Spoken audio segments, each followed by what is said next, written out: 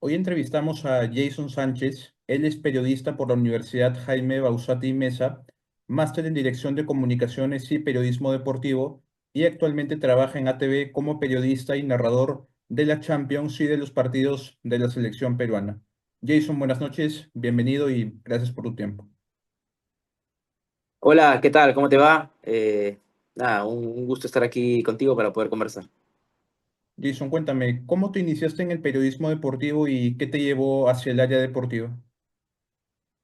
Ok, yo desde toda mi vida siempre he querido estar ligado al deporte, de toda mi vida. Em, y bueno, en particular yo quería estudiar educación física. Quería estudiar educación física, pero quinto de secundaria tenía un profesor que era periodista y que, además de ser periodista, él me enseñaba razonamiento verbal. Yo era medianamente bueno en razonamiento verbal, eh, y él me dio el consejo de que podía intentarlo en el periodismo, que podría irme bien y que a raíz de eso podría intentar estar cerca a los deportes, que era lo que a mí me gustaba. Cuando estaba en el colegio hice el examen de admisión en quinto, entré a la USATE y después ya me gustó lo que era lo que era el periodismo. Mi objetivo siempre es estar en deportes.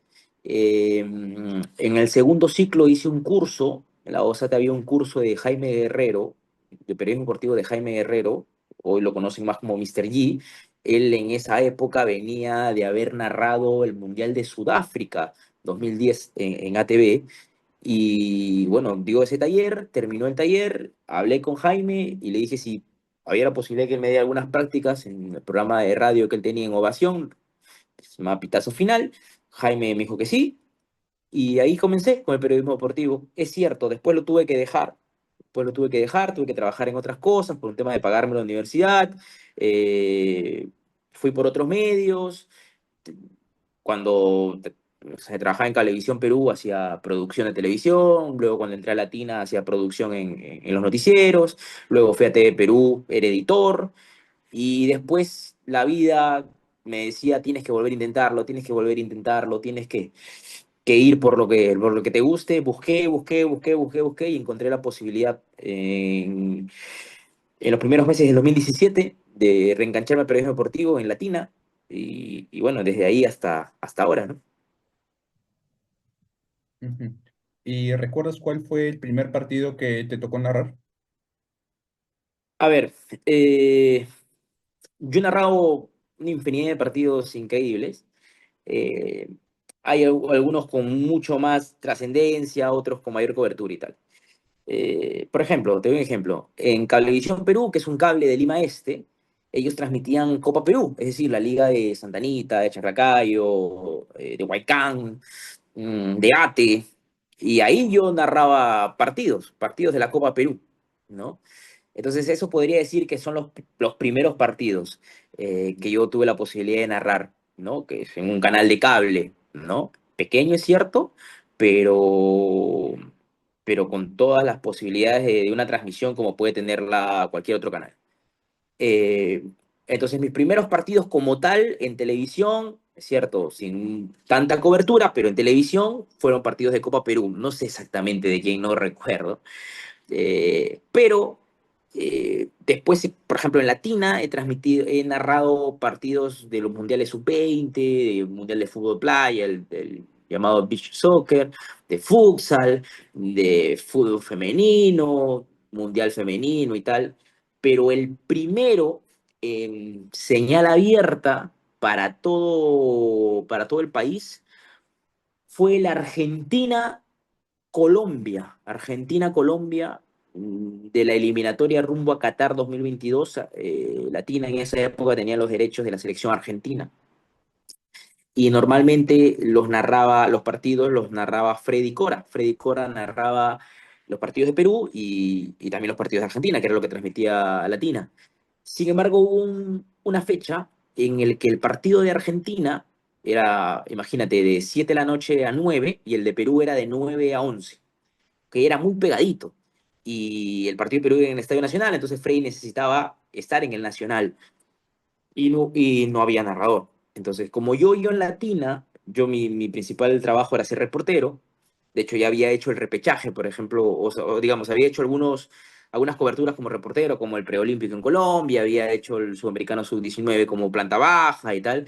Y yo narraba, digamos, por una cuestión de diversión, porque al final los mundiales que pasaba Latina de menores, sub-17, sub-20, femenino y tal, los pasaban por la web. Entonces, yo los narraba por una cuestión de divertirme, porque me divierto narrando, lo disfruto.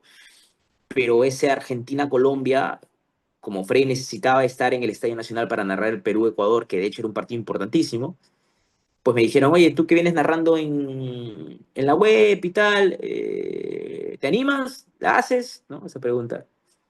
Y yo, sí, no, vamos para adelante. Yo jamás digo que no en este tipo de retos, así que le metí y creo que lo hice bien, ¿no? Porque lo hice con el Checho fue el comentarista y digo que creo que lo hice bien porque creo que ese fue el principal antecedente para que después me digan que tenía que narrar el Mundial, ¿no? Así que Argentina-Colombia, primer partido en señal abierta así para todo el país.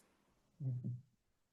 Recién mencionaste que narraste el Mundial de Qatar 2022 y quería saber, ¿cuál crees tú que fue el partido de ese torneo que te emocionó más?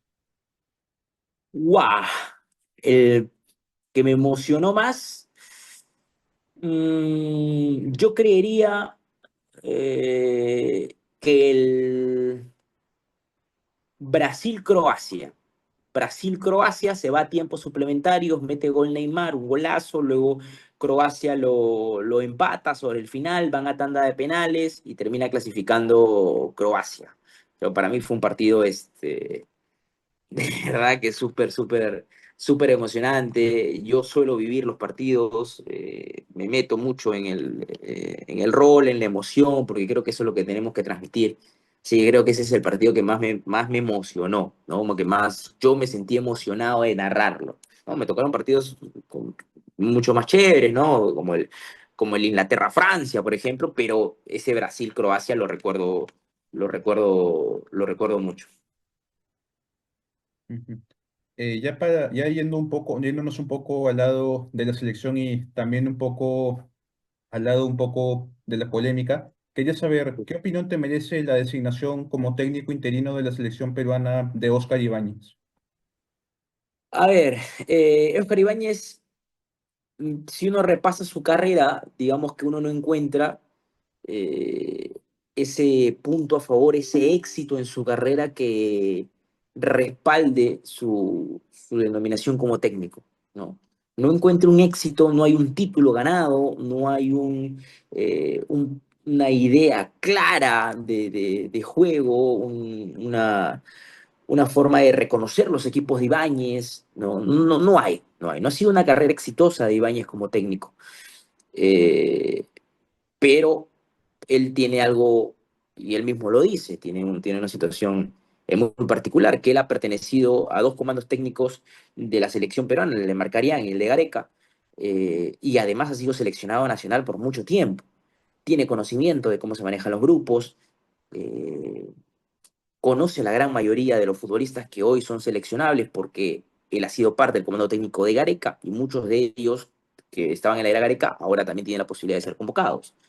Eh, yo esperaba, yo esperaba que la Federación Peruana de Fútbol contrate a un entrenador ya pensando en el próximo mundial. Es decir,